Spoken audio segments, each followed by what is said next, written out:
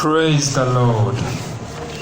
Amen. Kwa hiyo tuna furaha kubwa asubuhi ya leo kuweza kukutana pamoja ili kuweza kumega mkate wa uzima ambao ni neno la Mungu.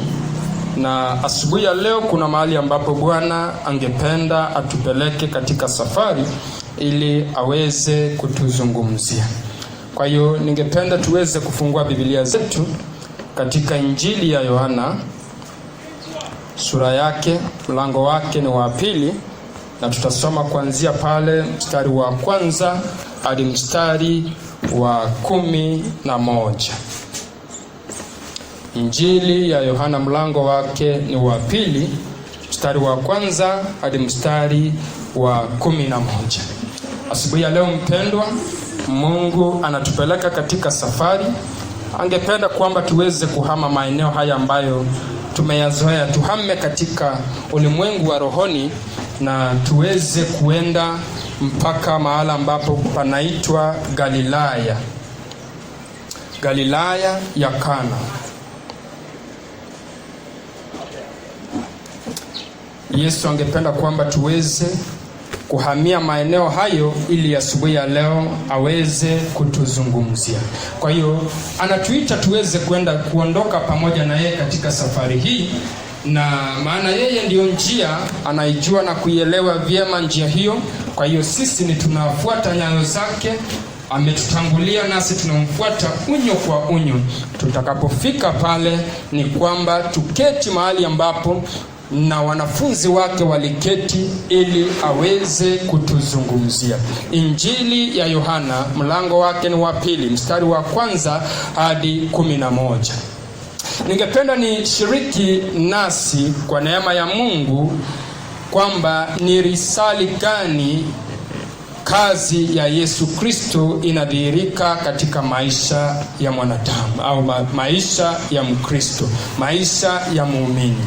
The hour of work of Jesus in our lives. Hiyo ndio itakuwa kichwa cha ujumbe wangu asubuhi ya leo. The hour of work of Jesus in our lives. Ni risali gani? What is the hour? When is the hour of work of Jesus in our lives? Bwana Yesu asifiwe. Basi tuende basi mpaka kule Galilaya ya Kana. Tukae pale ambapo Yesu alikuwa amealikwa na aliketi pamoja na wanafunzi wake. Tukiketi pale basi ataweza kutuzungumzia. Neno la Bwana lina haya ya kusema: na siku ya 3 palikuwa na harusi huko Kana. Kwa hiyo Yesu asubuhi ya leo anatuita tuweze kuondoka pamoja naye, tuende mpaka katika harusi hii. Kwa hiyo kulikuwa na harusi ambayo imeandaliwa, na Yesu anatuita tuende pale na ndio tuweze kuketi pamoja na wale wengine ili aweze kuzungumza pamoja nasi. Na siku ya 3 palikuwa na harusi huko Kana, mji wa Galilaya. Kwa hiyo Kana ya Galilaya palikuwa na harusi, lakini hatujaambiwa bwana harusi alikuwa nani, na hatujaambiwa alikuwa anaoleka kwa nani. Basi Biblia inasema kwamba naye mama yake Yesu alikuwapo. Yesu naye alikuwa amealikwa harusini pamoja na wanafunzi wake. Kwa hiyo nasi ni wanafunzi wa Yesu Kristo. Bwana Yesu asifiwe. Kwa hiyo kama vile Yesu na wanafunzi wake walikuwa wamealikwa katika harusi hii katika Galilaya ya Kana, nasi tumealikwa asubuhi ya leo tuweze kuketi pale pale ambapo wanafunzi waliketi, na ndio Yesu aweze kuhubiria mioyo yetu. Bwana Yesu asifiwe. Kwa hiyo tunaanza kudokezewa habari ya harusi. Kwa hiyo kwa sababu ni harusi inakapofanyika inakuwa ni siku ya furaha. Bwana Yesu asifiwe. Nakumbuka wakati wangu ulipofika wa kufanya harusi, ilichukua muda mwingi sana kuandaa, kwa sababu kufanya maandalizi kwa sababu ya siku hiyo. Kwa hiyo kabla siku hiyo ifike, tulianza kwa kuandaa vitu na kuweza kuona kwamba wageni wakija siku hiyo kushiriki katika furaha yetu ya kushikanishwa pingu ya maisha, ni kwamba wataweza kufurahia namna nasi tulivyo na furaha. Kwa hiyo mtu huyu hatujaambiwa jina lake, hatujaambiwa bwana harusi alikuwa ni nani, lakini tumeambiwa mji, tumeambiwa ilikuwa Galilaya ya Kana, palikuwako na harusi. Kwa hiyo hii ilikuwa ni siku ya furaha sana kwa hawa wapendwa ambao walikuwa wanafunga pingu ya maisha. Ningependa uweze kuelewa kwamba moyo wao ulikuwa katika siku hii. Fedha zao walizokuwa wamezitenga walihakikisha kwamba wameziweka kwa sababu ya siku hii. Wakaandaa chakula, wakaandaa meza, wakaandaa vinywaji, kila kitu kilikuwa ni sawa ili kwamba wageni wakija waweze kufurahia, waweze kushiriki furaha ya wapendwa hawa. Na Biblia inasema kwamba mama yake Yesu alikuwa amealikwa. Yesu naye alikuwa amealikwa pamoja na wanafunzi wake. Kwa hiyo inaonekana kwamba mtu huyu alikuwa ni mtu maarufu sana.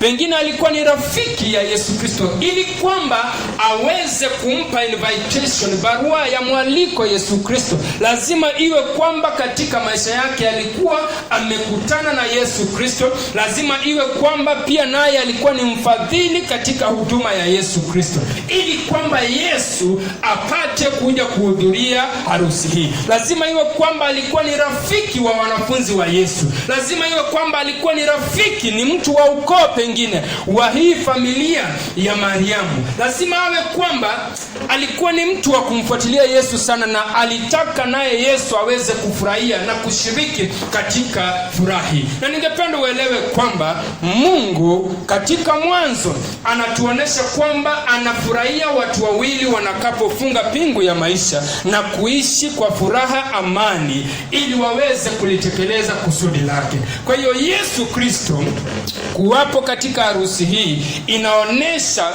wazi kwamba Mungu anafanya nini, naye pia anafurahia watu wakifunga pingu ya maisha, kwa sababu huo ndio moyo wa Baba. Bwana Yesu asifiwe. Kwa hiyo kulikuwa na harusi, na ningependa uweze kuelewa kwamba katika siku yetu leo, katika tamaduni yetu ya Kiafrika, katika harusi za Mwafrika, lazima watu wakija wanastahili wakule, washiriki chakula, washibe. Kama ni nyama iwe kwa utele, watu wakija wale nyama. Kama ni nyama ya mbuzi, ya kondoo, ya ng'ombe, kama ni samaki, siku hiyo vinono vilikuwa vimeandaliwa. Na ndivyo ilivyo na desturi yetu. Na watu wakija harusi wanataka wakunywe soda, watu wakija harusi wanataka wakunywe chai, na zaidi ya yote ndio watu waseme kwamba walikuja kwa harusi yako, lazima wanataka waonje keki. Kwa hiyo harusi ikifanyika kama hakuna keki, ama kama mtu hajaonja keki ya harusi, basi anaona kwamba hata kama alifika, lakini kama hakuonja hiyo keki, kwake ni kama moyo wake hautosheleki kwamba alikuwa katika harusi. Hiyo ndio ilikuwa sasa mtazamo katika siku hii. Kwa hiyo watu wakaja, lakini ningependa uelewe kulingana na tamaduni ya wapendwa hawa Wayahudi, ilikuwa ni kwamba wao lazima washiriki divai. Na divai, mpendwa, inazungumza habari ya furaha. Kwa hiyo divai inaashiria furaha. Kwa hiyo wanakaposhiriki chakula lazima washiriki na divai. Kwa hiyo divai ikikosa, maana tunaambiwa kwamba hiyo divai ilitundika, ikikosa basi inaonekana kwamba maandalizi yalikuwa sawa, wageni walikuja, wageni wa heshima walikuja, lakini kuna kipengele kilikuwa kimekosa. Na ndio ningependa sasa, maana tumeelewa taswira halisi, tuweze kusoma sasa, tusikie katika siku hii ya furaha. Basi kulikuwa na msononeko, kulikuwa na kitu ambacho kilikosesha furaha, amani, wale ambao walikuwa ni waandalizi. Biblia inasema kwamba Yesu alikuwa amealikwa harusini pamoja na wanafunzi wake. Mstari wa 3, hata divai ilipowatindikia, mamaye Yesu akamwambia hawana divai. Kwa hiyo hii ni siku ya furaha, hii ni siku ya kufurahia. Watu walikuwa wanakula nyama ya kuku, watu wanakula chips katika kibanda kile, katika hema ile, watu walikuwa wanafurahia. Sasa watu walikuwa wakiagiza chakula, wanasaviwa, wengine wanapanga laini wanasaviwa.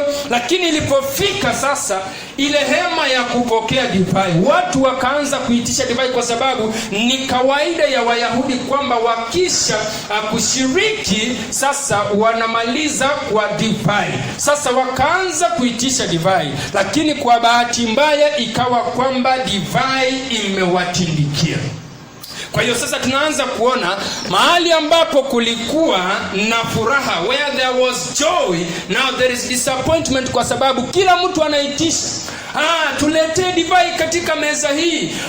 Yule mwingine anamwambia yule waiter, niletee divai, nimeitisha na nimengoja dakika 5. Naelewa kwamba watu wale ambao walikuwa wamekuja katika harusi walikuwa ni watu ambao walikuwa ni wa heshima, ni watu ambao wameheshimika ndani ya moyo wa mpendwa huyu ambaye anafanya harusi.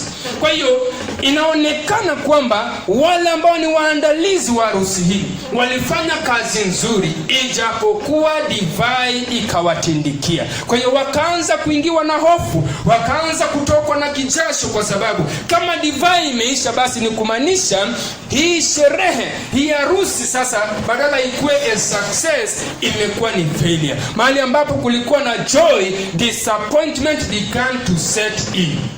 Halo. Kwa hiyo Yesu anatuita tuende pale ili aweze kutuzungumzia.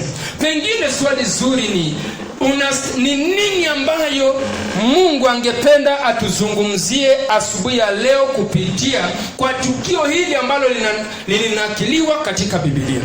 Kwa sababu ni kwa sababu Mungu angependa tuelewe kwamba kulikuwa na harusi? Maana kulikuwa na harusi nyingi, sio hii tu. Mbona hii ikawekwa katika Biblia? Mbona hatujaambiwa kuhusu harusi hizo zingine? Kwa nini Mungu alipendelea hii iwekwe katika Biblia? Hiyo ndio swali ambayo, mpendwa, ningependa asubuhi ya leo wewe na mimi tuweze kupata jawabu. Ndio, hatujaambiwa kuhusu harusi zingine. Kwa nini hii?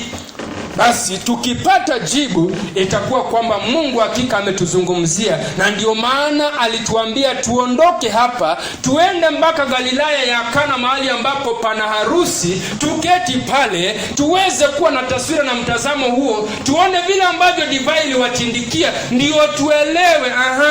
Kwa hiyo divai ikiwatindikia, basi taswira halisi ya moyo wao ulikuwa namna gani? Basi ndio tuweze na sisi kuvaa kiatu hicho, tuweze kuelewa kwamba harusi hii ni yetu. Kama vile ilikuwa ni harusi ya huyu mtu, ni harusi yako wewe na mimi. Basi ninastahili niwe na moyo gani ili Yesu Kristo aweze kufanya kazi katika maisha yangu? Bwana Yesu asifiwe. Haleluya. Hebu sasa tusikie. Mama ya Yesu akaja kwa Yesu akamwambia Yesu hawana divai. Mstari wake ni wa 4. Yesu akamwambia, mama, tuna nini mimi nawe? Saa yangu haijawadia. Na ndio tukajiuliza, ni saa gani ambayo Yesu Kristo anafanya kazi? Maana tukijua ile saa ambayo Yesu Kristo anafanya kazi, basi tunaweza kumungoja, basi tunaweza kuwa na maandalizi ya kuandaa mioyo yetu ili Yesu Kristo aweze kufanya kazi katika maisha yetu. Bwana Yesu asifiwe. Biblia inasema kwamba tangu mwanzo hadi sasa Yesu alisema kwamba Baba yangu anafanya kazi. Lakini hapa Yesu anasema saa yangu haijafika. Kwa hiyo ni kumaanisha there is a specific hour for Jesus to work in our lives. Pengine nikuulize wewe ambaye unanisikiliza, je, umejua ile saa ambayo Yesu Kristo anafanya kazi? Maana watu wengi hawaelewi. Halo. Na kwa kukosa kuelewa, kwa sababu hawajajua saa ile ambayo ni mwafaka kwa Yesu Kristo kufanya kazi, basi wamekosa kupokea. Pengine walikosa ile subira ya kumsubiria mpaka saa ya Yesu ifike. Pengine wakaondoka kabla saa hiyo ifike. Yesu akamwambia mama yake, Hata amwambii mamangu, anamwambia mwanamke, anamwambia wewe. Nina nini mimi na wewe? Kwa hiyo tunaona kwamba wewe, kwa mtazamo wengi tunaona kwamba Yesu anakuwa mkali kwa mama yake. Anamuuliza, tuna nini mimi nawe? Alafu anamwambia, saa yangu haijawadia. Kwa hiyo saa gani hii ambayo Yesu Kristo alikuwa anasubiria ndio atatue shida ya divai kuwatindikia? Halo? So there is a specific hour. Kwa hiyo nikiweza kujua na kuelewa saa ile ambayo Yesu Kristo anafanya kazi, mimi nitaandaa moyo wangu kwa sababu ya saa hiyo, na nijiweke tayari kuweza kupokea kwa Yesu Kristo, na hapo ndipo nitaweza kuona neema ya Yesu Kristo ikidhihirika katika maisha yangu. Bwana Yesu asifiwe. Mpendwa, ningependa uweze kuelewa kwamba there is a specific hour for Jesus to work in our lives. Not unless tuelewe, not unless tujue na kutambua this specific hour of the Lord, then we will miss a big deal, because when the hour comes, it will get us that we have departed from where we are supposed to be, for us to experience the manifestation of the grace of God. Hallelujah. Mstari wake wa 5, Biblia inasema kwamba mamaye akawaambia watumishi, lolote atakalowaambia fanyeni. Akawaambia, lolote atakalowaambia fanyeni. Lakini ilibidi waangoje mpaka saa ya Yesu ifike. Ikifika akiwaambia, wakifanya hilo, basi shida ya divai kuwatindikia itakuwa imetatuliwa. Bwana Yesu asifiwe. Tumesema kwamba divai inaashiria furaha. So when we have run out of joy, there is a specific hour for God to pour out, to relinquish that joy into our hearts. Bwana Yesu asifiwe. Mstari wake wa 6 sasa tusikie. Kwa hiyo Yesu alipomwambia mamaye kwamba saa yangu haijafika, basi hakufanya neno lolote. Maana Yesu alipokuwa anawatazama wale watumishi, bado walikuwa hawajafika mwisho. Unajua, kabla wewe na mimi tufike mwisho wa kubuni njia zetu, Yesu wala Mungu hawezi kufanya kazi kwetu. Kwa hiyo Mungu anasubiri, Mungu anangoja hadi pale ambapo wewe na mimi tunafika mwisho wa kubuni mbinu zetu za kutatua, ili aweze kuwa mtatuzi wa mambo yetu. Bwana Yesu asifiwe. Kama unapitia changamoto na ndani ya moyo wako, ndani ya fikira zako, una bado kitu ambayo umeshikilia, Yesu Kristo hawezi kufanya kazi kwako. Yesu anafanya kazi kwa wale ambao wamefika mwisho. Ijapokuwa divai ilikuwa imewatindikia, lakini wale ambao walikuwa ni the event organizers, wale ambao walikuwa ni wasimamizi wa harusi hii, bado walikuwa na kitu kingine ambacho walikuwa wanashikilia kwamba wanaweza kukifanya ili kuweza kutatua na kupoesha shida hii. Halo? Ndio maana Yesu akasema, saa yangu haijafanya nini? Haijawadia. Kwa hiyo Yesu alingoja. Yesu alikuwa na subira, alikuwa na ngoja. Maana Yesu akitazama mioyo yetu leo, anaona wewe ni mgonjwa, lakini kwa sababu ijapokuwa wewe ni mgonjwa, bado unashikilia kwamba kuna mganga mwingine sijatembelea wa kutoka Ujaluoni, kuna mganga mwingine wa kutoka Ukambani. Kwa hiyo ijapokuwa wewe ni mgonjwa na unahitaji msaada, lakini Yesu hawezi kuja na kufanyika msaada kwako, kwa sababu bado kuna mganga mwingine unayetumaini naye kwamba anaweza kutatua shida yako. Halo? Kwa hiyo Yesu anangoja hadi pale ambapo msaada wa mwanadamu unakuwa kwamba umefika mwisho. Ukifika mwisho, hiyo ndiyo saa ya Yesu Kristo kuanza kufanya kazi. Bwana Yesu asifiwe. So the end of man is the beginning of God. Hello? Yesu anangojea, Yesu ako na subira. Anasubiri mpaka wewe ufike mwisho. Utakapofika mwisho, na iwe kwamba njia zote ulizozibuni zimekataa kufanya kazi, hapo ndipo sasa Yesu ataanza kufanya kazi kwako, iwapo utamwamini. Maana ukifika hapo, itakuwa kwamba moyo wako umepeanwa. Itakuwa kwamba njia zote ulizozibuni, njia zote ulizokuwa unazishikilia zimefika mwisho na zimekataa kufanya kazi. Halo? Yesu alingoja. Ijapokuwa divai ilikuwa imewatindikia, lakini akangoja, akasema siwezi kwenda kufanya muujiza wa kufanya divai, kwa sababu bado ninaona watu hawa bado wako na tumaini. Pengine walikuwa wameweka order, wanaangojea kuna order nyingine inakuja. Halo? Pengine kuna mtu walikuwa wamemtuma, wamemwambia wewe kimbia ulete divai, at least unaweza kutuokoa. Yesu akangoja mpaka haya yote yawe yamefika mwisho, ndiyo sasa shida ya divai kuwatindikia iwe kwamba inaweza kutatuliwa na Yesu Kristo. Halo? So, when is the hour that Jesus Christ can work in our lives? Jesus can only work to those who have come to an end of themselves. Hello? Bwana Yesu asifiwe. Watu wengi wanasema kwamba Mungu anasaidia wale ambao wanajisaidia. Mungu anasaidia wale ambao hawajiwezi. As long as wewe unaweza kujisaidia, hauhitaji msaada wa Mungu. Kwa hiyo Mungu ni msaada kwa wale ambao hawawezi kujisaidia. Mungu ni tumaini kwa wale ambao hawana tumaini. Mahali ambapo tunafika katika maisha na kutambua kwamba uweza, wokovu, msaada wa mwanadamu hauwezi kutokana na mwanadamu, hapo ndipo Mungu anaanza kufanya kazi katika maisha yetu. Bwana Yesu asifiwe. Unajua, kama mtu ana njia na mbinu ambazo ameshikilia, mawazo ambayo ameshikilia, basi moyo wake unakuwa umejaa.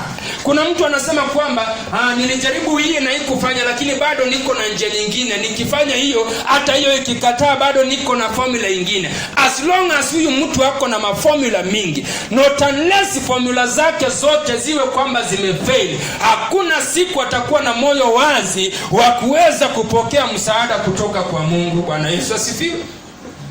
Kwa hiyo siku hii ninaona kwamba wale ambao walikuwa ni wasimamizi wa harusi walianza kutokwa na kijasho, wakawa kwamba wameweka oda nyingine ya divai ikuje, lakini yule wa kuenda kushughulikia jambo hilo akachelewa. Pengine alipokuja alisema kwamba hata huko alienda kuleta divai imeisha. Kwa hiyo ni kumaanisha kwamba hata yule mwenye harusi jasho likaanza kumtoka, kwa sababu sasa alikuwa ameinvest, alikuwa ameaminia wasimamizi wa harusi yake kwamba hawatamfeli. Kwa hiyo akaanza kutokwa na jasho, kwa sababu badala ingekuwa ni furaha, disappointment imeanza kuingia ndani. Hello? Unajua, wakati mwingi ambapo tuko katika celebration mode, wakati maisha inatuendea mzuri, mtu anakula kachapo, mtu anakula kanyama, mtu anakula vizuri, hana shida. Wakati huo mara nyingi moyo unakuwa kwamba umemsahau Mungu na hawezi kumtazamia Mungu kutafuta msaada kwake. Na hiyo ndio ukweli wa watu wengi. Wakati maisha inawaendea sawa, wakati hakuna disappointment katika maisha, hawawezi kufikiria, hawawezi kuhitaji msaada wa Mungu, kwa sababu wakati huo wana kila kitu wanachohitaji. Lakini shida ikiingia, na iwe kwamba hata na fedha ambazo walikuwa wameziweka wamezitumia na zimeisha, hapo ndio sasa mtu anaanza kuona pana haja ya kutafuta msaada wa Mungu, kwa sababu wakati huo inakuwa kwamba pesa zako zimefail, inakuwa kwamba connection zako zimefail, inakuwa kwamba ma relatives wako wote wamekufail. Mtu anakapofika hapo sasa anakuwa kwamba anaweza kuhitaji msaada wa Mungu. Halo? Kwa hiyo Mungu alitaka tuelewe moyo wake, tuweze kupokea moyo wake kupitia kwa hii, kwamba ni vyema moyo wetu uwe wazi, kwa sababu Mungu anafanya kazi kwa wale ambao moyo wao haujajaa, hauna utele wa ubinafsi ndani mwao. Yani when the heart is full of yourself, you cannot have room to receive the things of God. But when the heart is empty, when you empty your heart, then you can receive the manifestation of the grace of God. Bwana Yesu asifiwe. Hallelujah. Kwa hiyo sasa siku hii ikawa kwamba hata na bwana harusi ameaibika, kwa sababu alikuwa ameandaa siku hii amfurahishe mkewe, na ndio mkewe aweze kujua kwa hakika kwamba mumewe alikuwa amemwandalia siku hii iwe ya furaha. Hakutaka kudisappoint wale ambao ni in-laws, hakutaka kudisappoint marafiki wake, lakini disappointment ikaingia. Na hapa sasa ndio tunaanza kuona ni vipi, ni wakati gani Yesu aliweza kufanya kazi. Tukielewa hivyo mpendwa, itatufanya nasi tuweze kuwa na moyo ulioandaliwa ili kwamba Yesu aweze kufanya kazi katika maisha yetu. Bwana Yesu asifiwe. Watu wengi ijapokuwa ni Wakristo, lakini bado wanaweza kuenda kanisani, lakini kuna njia zingine ambazo wamezibuni, wameshikilia kwamba hata nikienda kanisani, hata kama ninaomba, lakini shida hii ikija, niko na plan B, niko na vile ninasuluhisha. Mtu wa aina hii ambaye ako na njia nyingine isipokuwa njia ya kumsubiria na kumtazamia Yesu Kristo, hawezi kupokea neema ya Bwana wetu Yesu Kristo. Halo. Kwa hiyo Biblia inatuambia kwamba tusome, turudi pale katika neno sasa, kwamba mamaye akawaambia watumishi lolote atakalowaambia. Kwa hiyo iliwapasa waangoje saa ya Yesu Kristo ikifika, lolote atakalowaambia wafanye. Wakifanya hilo, wakipokea neno hilo, wakiliamini neno la Yesu Kristo, ni sawia na kumwamini. Hiyo ni kumaanisha sasa msaada waliokuwa wanautafuta kwingineko ukikosa, sasa Yesu akiwaambia wanaweza kufanya, na wakifanya wataweza kupokea msaada unaotoka kwa Mungu kupitia kwa Yesu Kristo. Bwana Yesu asifiwe. Mamaye akawaambia watumishi lolote atakalowaambia. Atakalowaambia ni kumaanisha saa yake ikifika, atakalowaambia fanyeni. Biblia inasema mstari wa 6, basi kulikuwako huko mabalasi 6 ya mawe, nayo yamewekwa huku kwa desturi ya Wayahudi ya kutawadha, kila moja lapata kadiri ya nzio 2-3. Bwana Yesu asifiwe. Kwa hiyo hapa tunaambiwa kwamba kulikuwa na mabalasi. Haya mabalasi yalikuwa yanabeba maji ya kutawadha. Hiyo ilikuwa ni desturi ya Wayahudi. Kwa hiyo hayo mabalasi, ningependa uelewe mpendo kwamba yalikuwa ni ya kubeba, yani ni nyungu.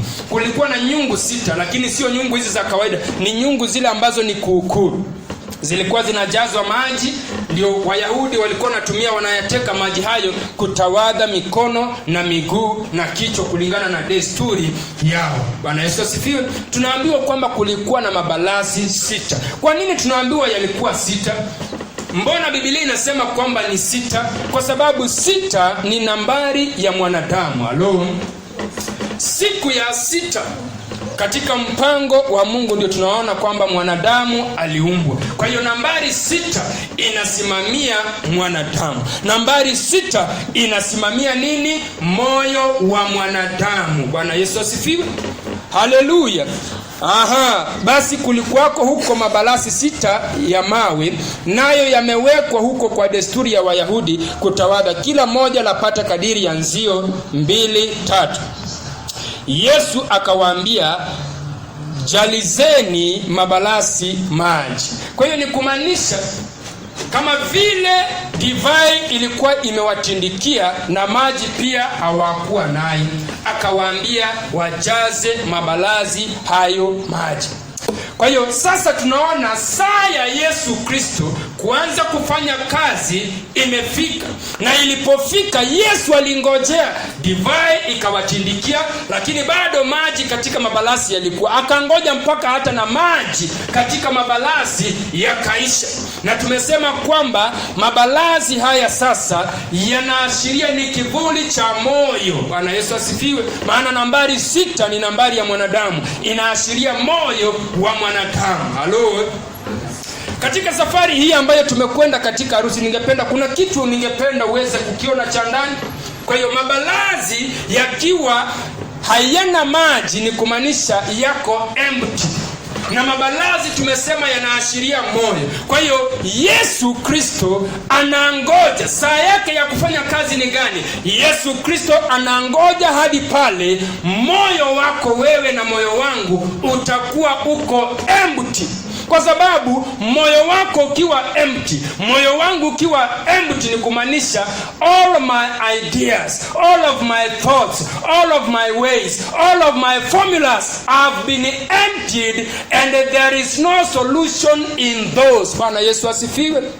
Kwa hiyo Yesu anangoja mpaka pale ambapo mabalasi ya mioyo yetu, yani mioyo yetu sasa tumeondoa kila uchafu wa mawazo na fikra na njia tulizozibuni. Wakati mioyo yetu iko empty, that is the hour that Jesus begins to work in our lives. Bwana Yesu asifiwe. Kwa hiyo ni nini ambayo Mungu anatuzungumzia asubuhi ya leo?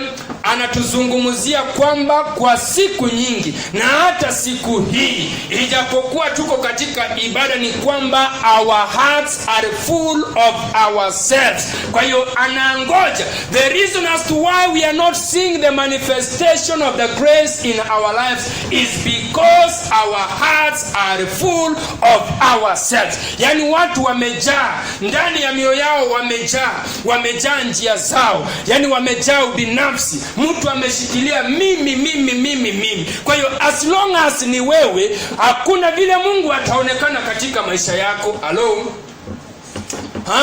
Kuna watu ndani ya moyo wao kumejaa pesa yao, ndani ya moyo wao kumejaa kiburi, ndani ya moyo wao kumejaa majivuno.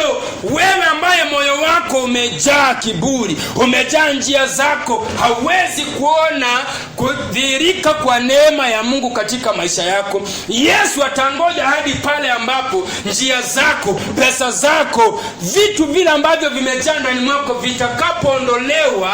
Atakuwa na nafasi ya kuingia ndani ya moyo wako, na neno la Mungu litakuwa na nafasi ya kupokelewa ndani ya moyo wako. Ndio sasa aanze kufanya kazi. Bwana Yesu asifiwe. Haleluya. Kwa hiyo mabalasi haya 6 ambayo yanaashiria moyo wa mwanadamu, tunaona kwamba yalikuwa empty. Na hivyo Yesu anatizamia the state and the condition of our heart. If your heart is empty, then you can receive the word of God the way it is. Unajua sababu ambayo inafanya watu wengi hawawezi kulipokea neno la Mungu jinsi lilivyo ni kwa sababu moyo wao umejaa mawazo yao. Kwa hiyo neno la Mungu linaweza kuwa linasema kwamba umebarikiwa na baraka zote za rohoni, lakini kwa sababu moyo umejaa kiburi, moyo umejaa fikra zingine, unasema hapana, siwezi kuwa nimebarikiwa. Kwa hiyo umejaa hali ya maisha. Halo. Kwa hiyo neno la Mungu linakosa kupata mahala pa mapokezi ndani ya moyo. Kwa hiyo inakuwa ni vigumu Yesu Kristo kufikia wewe na kufanya kazi sawa sawa na neno lake, ili kwamba aweze kulitimiza neno hilo. Bwana Yesu asifiwe. Halo. Unajua Naaman alikuwa na shida ya ukoma, na shida hii ya ukoma unalinganishwa na dhambi. Kwa hiyo akasikia kwamba katika Israeli kuko na nabii ambaye akona uwezo wa kutibu shida yake ya ukoma. Na Naamani alikuwa ni mtu mkuu katika jeshi la nchi yake, alikuwa ni mtu ambaye ameheshimika, alikuwa ni mtu wa kifahari. Kwa hiyo akaja kwa nabii Elisha. Na alipofika kwa nabii, nabii hakukuja kumlaki kwa sababu alikuwa mtu wa heshima. Nabii akatuma mtumishi wake aenda mlaki na ampe maagizo, maana alikuwa amezungumziwa na Mungu kuhusu hali yake kwamba anatafuta msaada wa uponyaji wa shida yake ya ukoma. Na huyu Naamani, japokuwa alikuwa ni mkuu wa jeshi, alikuwa anaishi akificha hii hali yake. Na kuna watu ambao leo wana shida katika maisha yao, lakini wanaishi wakificha. As long as unaishi ukificha shida yako na hutaki itokelezee, ijulikane kwamba una udhaifu, uko na shida mahala hapo, hakuna vile hata na wewe unaweza kuona msaada wa Mungu katika maisha yako. Bwana Yesu asifiwe. Kwa hiyo watu wengi ni kama Naamani, wako na shida ya ukoma lakini wameficha. Wako na shida ya magonjwa lakini wameficha. Wanatembelea waganga, wanatembelea hata na madaktari kisirisiri. Hawataki shida yao ijulikane. Kwa hiyo kwa sababu hawataki shida yao ijulikane, wanajaribu mbinu zote kusuluhisha. Kwa sababu hawataki kujiingisha, wanaona ikijulikana ni aibu. As long as unaficha, ina maana kwamba haujafika mahala ambapo unasema kwamba mzigo huu ni mzito, Yesu nitwae. Halo, Bwana Yesu asifiwe. Naamani akaja kwa nabii, lakini nabii hakumlaki. Instead akamtumia mtumishi wake, nenda umwambie arudi aende katika mto wa Yordani akaoge mara 7 na ngozi yake itarudi kama ya mtoto. Lakini hebu tuone Naamani alikuja akiwa na moyo gani? Maana alipotoka katika nchi yake alikuwa na barua kutoka kwa mfalme. Kwa hiyo alikuwa na idhinisho, alitumwa na barua, alitumwa akiwa na maaskari ambao wanamlinda, lakini yako na shida ya ukoma ambaye anaificha. Na yeye moyo wake umejaa ile heshima ambaye anapewa katika nchi yake. Kwa hiyo akaona kwamba nabii hakumuheshimu, akasema mimi nilidhani nabii Elisha atakuja kuniraki. Kwa hiyo alikuja moyo wake ukiwa umejaa mbinu zake na maformula yake. Akasema kwamba mimi nilikuwa nadhani kwamba nabii atakuja niraki, aniwekee mkono, aniombe na shida yangu ishi. Lakini mambo ya kuniambia ati niende, ananitumia mtumishi. Kwa hiyo kulingana na Naamani, anaona kwamba amedharauliwa. Halo mpendwa, tunakapokuja kwa Mungu kutafuta msaada, hatukuji kama mioyo yetu imejaa na njia zetu tulizozibuni. Hatusimamishi mawazo yetu. Tukija kwa Mungu ni sharti mioyo yetu iwe wazi, iwe kwamba tuna empty kiburi ile tunayo, tu empty ile sifa tunayo. Bwana Yesu asifiwe. Naamani alikuja na moyo ambayo umejaa. Kwa hiyo ilikuwa ni vigumu yeye kuona neema ya Mungu katika maisha yake. Halo. Kwa hiyo ikawa ni jambo ambalo linaleta utata. Akasema hii sio heshima. Akasema hata katika nchi yetu kuna mito mizuri, mito Abana, mito misafi, lakini hii mto Yordani ni mto chafu. Ni mto ambao hata watoto wanacheza pale, wanapiga ntimbu. Sasa hii ni mto aina gani? Tena mbona nabii ananidhalilisha na niweka kiwango hichi? Watumishi wake wakamwambia, kama angekuambia ufanye kitu kingine, je, ingekuwa vigumu wewe kufanya? Kwa hiyo wakarejesha moyo wake kwamba akiweza kuondoa ndani ya moyo wake sifa alizonazo kwamba yeye ni mkuu wa jeshi, sifa alizonazo kwamba yeye ni mtu wa heshima, akiweza kuempty moyo wake, formula zake, awache kusema kwamba angetaka nabii amfanyie kulingana vile anataka. Halo. Watu wengi wanakuja kwa Mungu lakini wanasema wanataka Mungu awafanyie kulingana na vile wanataka, sio vile Mungu anataka. Hiyo ndio shida ya watu wengi. Kwa hiyo mtu anakuja anataka msaada wa Mungu, lakini anataka huo msaada uje kwa njia ile ambayo yeye anataka. Kwa hiyo hataki kumpa Mungu nafasi na fursa aweze kufanya kazi hiyo kwa moyo wake yeye kama Mungu. Hiyo ndio shida ilikuwa ya Naamani. The power that Jesus works. Yesu anangoja hadi pale ambapo, mpendwa, wewe na mimi, mioyo yetu tutaondoa, kwa sababu vitu ambavyo vimejaa ndani ya mioyo yetu ni matapishi. tuondoe matapishi, formula, thoughts, ways of formulas of every way ambazo tumezijaza ndani ya mioyo yetu, ndio sasa tuweze kuona neema ya Mungu katika maisha yetu. Bwana Yesu asifiwe. Yesu alingoja, divai ikawatindikia, maji yakaisha, mabalazi yakawa yako empty. When the water pots were empty, then Jesus had, and he saw an opportunity for him now to work and to bring a solution where disappointment had crept in. Bwana Yesu asifiwe. Mama yake Yesu alielewa siri hii. Akaambia watumishi lolote atakalowaambia. Kwa hiyo kwa sasa hawezi kuambia, hakusema lolote anawaambia, atakalowaambia. Maanake sio sasa, lakini hiyo saa itakapofika atakalowaambia. Hiyo risali ikifika atakalowaambia fanyeni. Bwana Yesu asifiwe. There is an hour. There is a specific hour for Jesus to work in our lives. And Jesus waited patiently. Jesus could not hurry. Ningependa uelewe, Mungu, God is not in hurry. Ni wewe ndio uko na haraka. Kuna watu ambao wanataka Mungu awafanyie mambo ambayo Mungu ameandaa ya miaka 10 kuja. They want it now. But I want to assure you, God is not in hurry. Ni wewe ambaye uko na haraka. So you must wait for the timing of God, for the timing of Jesus, for Jesus to work in your life. Ijapokuwa Yesu alienda katika harusi, si kwamba hakujua Yesu ni nani. Yesu ni Mungu. Bwana Yesu asifiwe. Kwa hiyo alijua hata kabla afike kwa harusi kwamba divai itawatindikia. Na hakuwaambia kwamba mjipange. Yeye alingoja kwa sababu alijua ikiwatindikia au watu wako na maformula, bado wanaona pesa yao, watakimbia huko kwa duka ya fulani waende wanunue waini. Kwa hiyo akangoja, walikuwa na pesa, wakakimbia kwa duka ya nani, hawakupata. Wakaenda kwa duka hiyo nyingine, hawakupata. Wakaenda kwa wholesale, hawakupata. Wakarudi wakasema katika hii mji yote ya Galilaya Kana hakuna divai. Kwa hiyo sasa kama harusi inaweza kuendelea, iendelee. Kama inakatizwa, ikatizwe.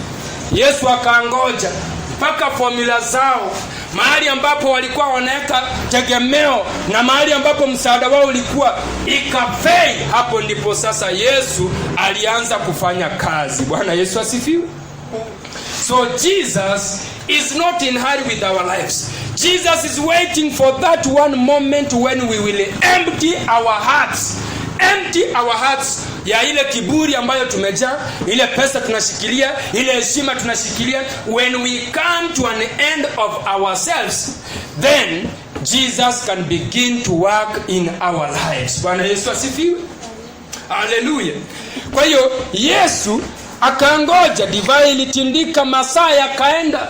Watu wakakomplain, kukakuwa na chaos, kukakuwa na disorder. Watu wakaanza kunungunika mpaka habari ikamfikia yule bwana harusi na bibi yake. Wakapelekewa habari kwamba mambo yamechemuka. Hakuna divai kitchen, tumejaribu kutumana, hakuna reserve. Kwa hiyo sasa sijui vile tutafanya, ama tukatize harusi watu waende nyumbani kwa sababu italeta aibu. Yesu alipoona kwamba hata na maji yaliyokuwa katika mabalazi 6 yameisha, basi Yesu akainuka akaja kwa watumishi wale ambao walikuwa wamepewa jukumu ya kuandaa harusi hii. Akawaambia wafanye nini? Wayajaze mabalazi. Na mabalazi haya yanaashiria moyo. Jesus can only, yani neema ya Mungu inaweza kuingia katika moyo ambao uko wazi. Bwana Yesu asifiwe.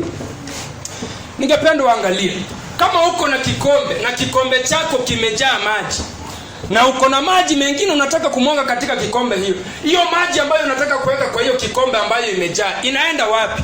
Haiwezi kuwa na mahali pa kuingia, itamwagika. Hivyo ndivyo ilivyo na moyo wako wewe na mimi.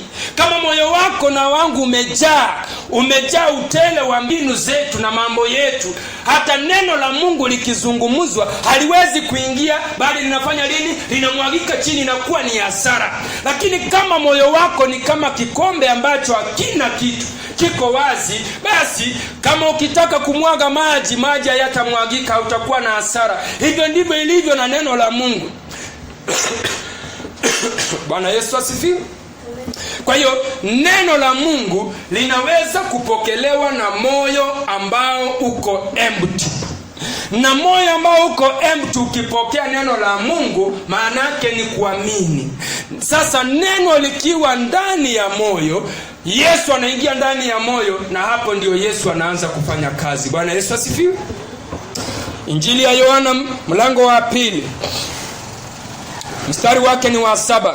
Yesu risali yake ilipofika akawaambia, jalizeni mabalazi maji.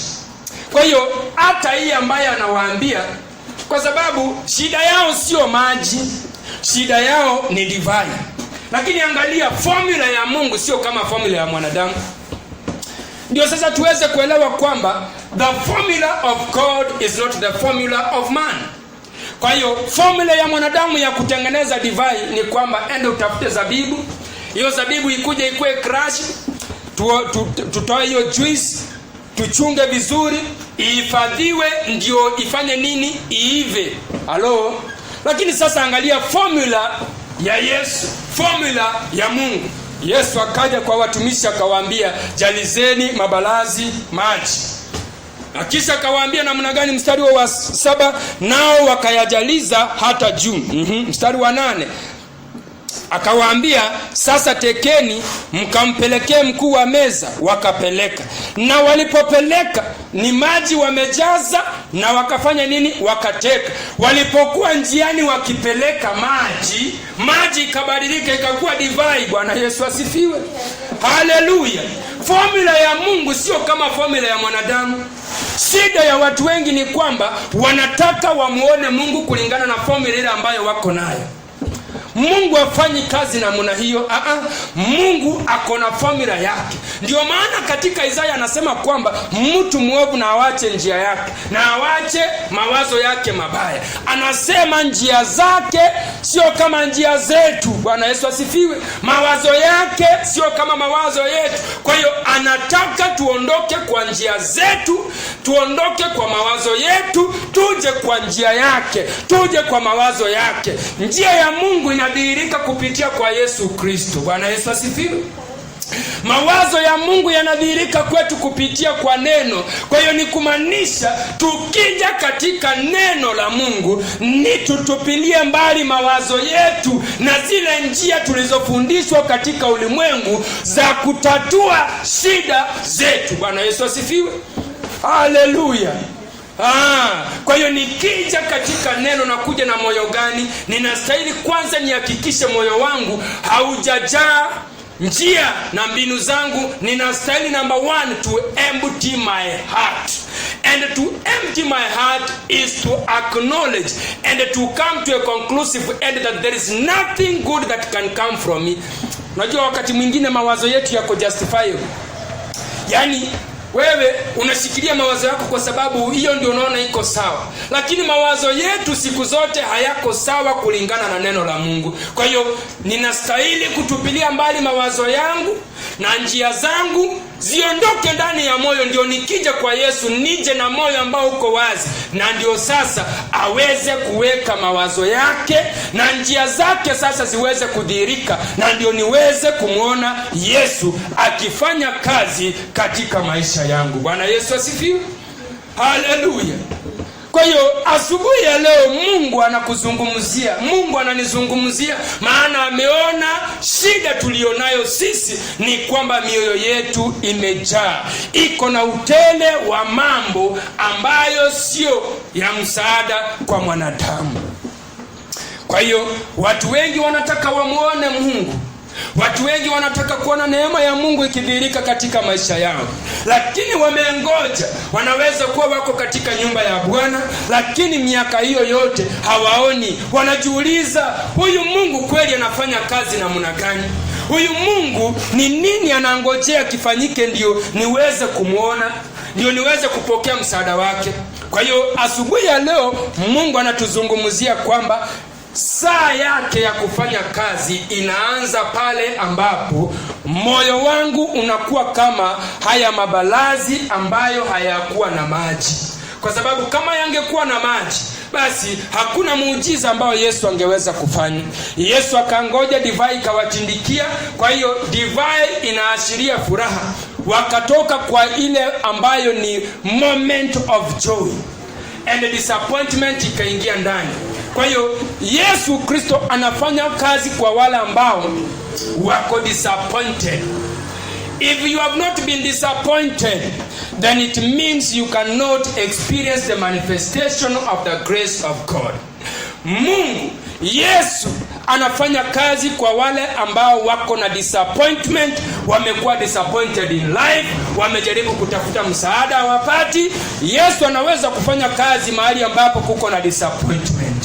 Halo.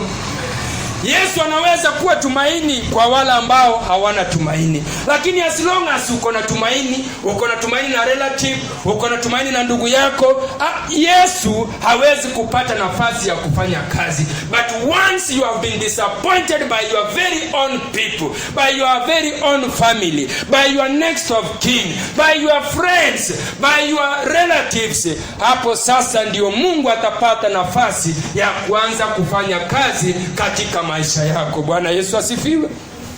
Hakika Mungu angependa afanye kazi katika maisha yetu. Lakini wewe na mimi tumejaa ndani ya mioyo yetu njia, tumejaa ndani ya mioyo yetu formulas, tumejaa ndani ya mioyo yetu mawazo yetu, na Mungu anangoja hadi lini? Ni mpaka lini? Anangoja, nasema, yani umejaribu hii haifanyi, ukajaribu ile haifanyi. Mbona hutaki kubadilisha hiyo formula? Mbona hutaki kubadilisha mawazo hayo ndio uweze kupata suluhu? Bwana Yesu asifiwe. Hallelujah. So the hour of Jesus to work in our lives is when our hearts have become empty. That is the moment we will begin to see the manifestation of the grace of God in our lives. Hallelujah. Yesu akawaambia, jalizeni mabalazi maji. Na akawaambia wafanye nini? Wateke. Wakisha kuteka wafanye nini? Wapeleke kwa mkuu wa nini? Mkuu wa meza. Mstari wa 9 Biblia inasema, naye mkuu wa meza alipoyaonja yale maji yaliyopata kuwa divai. Ni maji yaliyopata kuwa divai, lakini vile ambavyo maji yalifanyika divai, this is the miracle. So we can only begin to experience the miraculous when we throw off our thoughts, our ways, and our formulas, so that we can receive the word of God in our hearts. Unajua mabalazi yakiwa yako wazi, yako empty, the hearts of these servants were empty. That is why the word of God was able to work in their lives. Kwa hiyo Yesu alipowaambia, maana hawakuwa na formula nyingine. Actually walikuwa wamejaribu njia zote ikashindikana. Kwa hiyo sasa they were desperate. And Jesus can only work for those who are desperate. Bwana Yesu asifiwe. As long as you still have some other way, as long as you are not desperate, you cannot see the manifestation of the grace of God. Hawa watu walikuwa desperate. Yesu alipowaambia, yajalizeni mabalazi, wakasema at least kumekuja na mkombozi, atatuondolea aibu. Kichwa kilikuwa kinauma, tuko na stress, tuko na depression, hatujui tutaeleza nini kwa mkuu wa harusi. Sasa huyu amesema tuyajalizeni mabalazi. Wao hawataki kuquestion, kila wanafanya ni kile wameambiwa. Kwa hiyo neno la Mungu sasa linaweza kupokelewa ndani ya moyo. Alipowaambia wakawa wepesi, wakafanya haraka kuyajaliza yale mabalazi, na walipoyajaza yale mabalazi hata mpaka juu, akawaambia tekeni. Hawakujali, maana sasa hawana njia nyingine. Bwana Yesu asifiwe. Wakateka. Walipokuwa njiani wakipeleka, maji yakabadilika yakawa divai, na yule mkuu wa meza alipoonja maji yaliyofanyika divai. Kwa hiyo ni kumaanisha ilipofika kwa mkuu wa harusi, mkuu wa meza, hayakuwa tena maji, yalikuwa ni divai. Bwana Yesu asifiwe. Hallelujah. Kwa hiyo ninastahili kupokea neno la Mungu na moyo gani? Hapa ndipo tunaona sasa shida ya Naamani. Wakristo wengi si kwamba hawajasikia neno la Mungu, lakini katika kutekeleza hawataki kutekeleza neno la Mungu sawa sawa vile Mungu anasema. Wanataka waongezee mawazo yao, waongezee vitu vyao, na hapo katika kutekeleza ndio watu wengi wako na shida. Halo. Yesu aliwaambia watumishi, yajazeni mabalazi mpaka juu. Wakajaza. Hawakujaza nusu, walijaza mpaka mabalazi yakajaa. Bwana Yesu asifiwe. Akawaambia tekeni. Kazi yao ilikuwa ni kuteka. Hawataki kuangalia na macho ya nje. Wao wamesikia neno, wamelipokea, wameliamini, wanalitendea neno, na walipokuwa njiani wakipeleka maji kwa yule mkuu wa meza, maji yakawa divai. Wakapeleka tu, wakafikisha. Mkuu wa meza alipoonja, hebu tusikie alisema nini.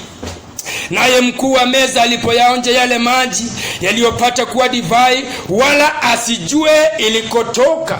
Kwa hiyo hakujua hii ilitoka wapi, maana mahali alipiga simu haikupatikana. Bwana Yesu asifiwe. Mahali alikuwa ameambiwa tutakuwekea ingine, haikupatikana. Hakujua hii imetoka wapi. Bwana Yesu asifiwe. Lakini watumishi walijua, na watumishi ndio wajue ni kwa sababu moyo wao ulikuwa empty. They had received the word the way it is, and when the word was received in their hearts, Jesus moved in their hearts, and Jesus was able to work accordingly, and the glory of God was manifested, and the grace of God was extended. Bwana Yesu asifiwe. Wale walioyateka yale maji, watumishi walijua wale walioyateka yale maji. Yule mkuu wa meza alimuita bwana harusi, akamwambia kila mtu kwanza huandaa divai iliyo njema, hata watu wakiisha kunywa sana ndipo uleta iliyo dhaifu. Wewe umeiweka divai iliyo njema hata sasa. Mstari wa 11, mwanzo huo wa ishara Yesu aliofanya huko Kana ya Galilaya, akaudhirisha utukufu wake, nao wanafunzi wake wakamwamini. Bwana Yesu asifiwe. Yesu anangoja. There is an hour for Jesus to work. But for us to see this hour and for us to experience this grace, our hearts must first be empty like these water pots. Bwana Yesu asifiwe. Lazima mioyo yetu hiyo iko wazi. Kama moyo wako na wangu umejaa, uko na utele wa mambo mengine, neno la Mungu haliwezi kupata mapokezi. Neno la Mungu haliwezi kuingia ndani ya moyo wetu. Watu wengi wanalipokea neno, lakini ndani ya moyo wao kuko na kichungi. Sasa hiyo kichungi inachunga kulingana na experiences za maisha. Inachunga hiyo neno la Mungu kulingana na mambo ambayo wameyapitia, na mambo ambayo wamefundishika katika ulimwengu. Kwa hiyo wanapokea ile sehemu tu ambayo inaendana sawa na fikira zao, na ile sehemu nyingine ambayo ikubaliani na wao wanaikataa na wanaitupa nje. Ndio maana watu wengi hawawezi kuona kazi ya neema ya Yesu Kristo katika maisha yao. Na amani angerudi kwao kama bado ako na ukoma, lakini watumishi wake wakamsaidia kuondoa uchafu wa matapiko ya mawazo mabaya, fikra mbaya, mbinu za kubuniwa ndani ya moyo wake. Alipoelekea katika mto wa Yordani, alipoogelea mara 7, akapata kupona shida ya ukoma. Kwa hiyo ili neno la nabii wa Mungu Elisha lifanye kazi kwa Naamani, ilihitaji kwanza Naamani moyo wake uwe kwamba uko wazi. Ili wewe na mimi tuweze kuona neema ya Mungu katika maisha yetu, ili kwamba tuweze kuona na kushiriki katika saa ya Yesu Kristo kufanya kazi katika maisha yetu, lazima kwanza moyo wako na wangu uwe kwamba uko wazi.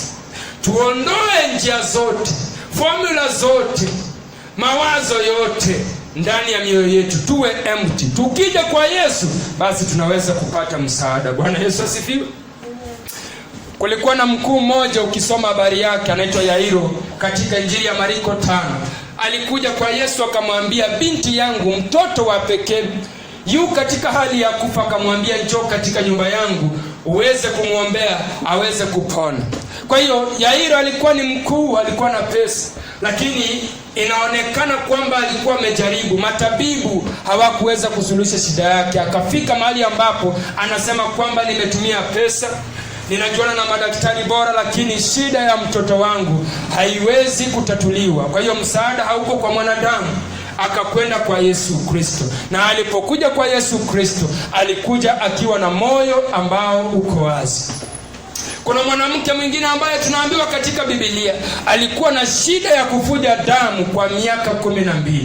Biblia inasema kwamba alikuwa ametembelea matabibu wengi, walikuwa wamemfanyia experiment mpaka amechoka, lakini shida yake haikupata suluhu. Siku moja akasikia habari ya Yesu, akasema nikiguza pindo la vazi lake shida yangu itakuwa imepata suluhu. Hakika alipokuja kwa Yesu moyo wake ulikuwa uko wazi. Alijua kwamba kwa Yesu sitakuwa disappointed. Nimekuwa disappointed na madaktari wengi, wamenifanyia experiment mwili yangu, mpaka sasa mwili yangu imekuwa mbovu, lakini nikienda kwa Yesu Kristo shida yangu itaweza kutatuliwa. Bwana Yesu asifiwe. Haleluya. Kwa hiyo ipo saa ambayo Yesu Kristo anaweza kufanya kazi. Kwingineko katika Injili ya Yohana mlango wake ni wa 5, ukisoma pale katika mstari wa 7, kulikuwa katika Bethsaida kisima ambacho kilikuwa kinatibuliwa maji kwa wakati fulani, na mtu yule aliyekuwa wa kwanza kuingia aliweza kupokea uponyaji. Na hapo katika kisima hicho tunaambiwa kwamba kulikuwa na mtu ambaye alikuwa amekaa katika hali hiyo kwa miaka 38. Yesu alipomwendea alimuuliza, je, wataka kuponywa?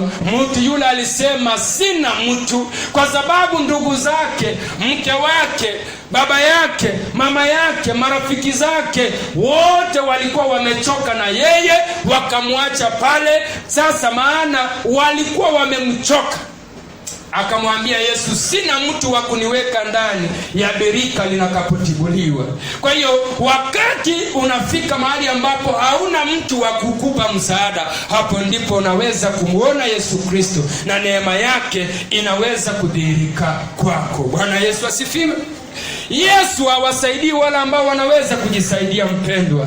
Yesu anasaidia wale ambao hawawezi kujisaidia, wale ambao hawawezi, wale ambao wamekosa tumaini kutoka kwa mwanadamu. Halo.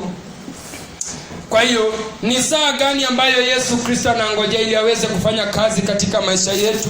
Ni pale ambapo tutafika mahala pa kusema kwamba hatuna divai, hatuna mtu. Kwa hiyo tukifika hapo, basi itakuwa kwamba moyo wetu uko wazi, na ndio tunaweza neema ya Yesu Kristo ikifanya kazi. Asubuhi ya leo Yesu ametupeleka safarini kwa harusi na kutuonesha kwamba hata mahali ambapo kuko na furaha kunaweza kukosa furaha, na kukikosa furaha Yesu anangojea mpaka pale ambapo mioyo yetu inakuwa empty ndio aanze kufanya kazi. So there is an hour for Jesus Christ to work. Sijui kama umeweza kutambua that hour. So for Jesus to work, then it means our hearts must become empty.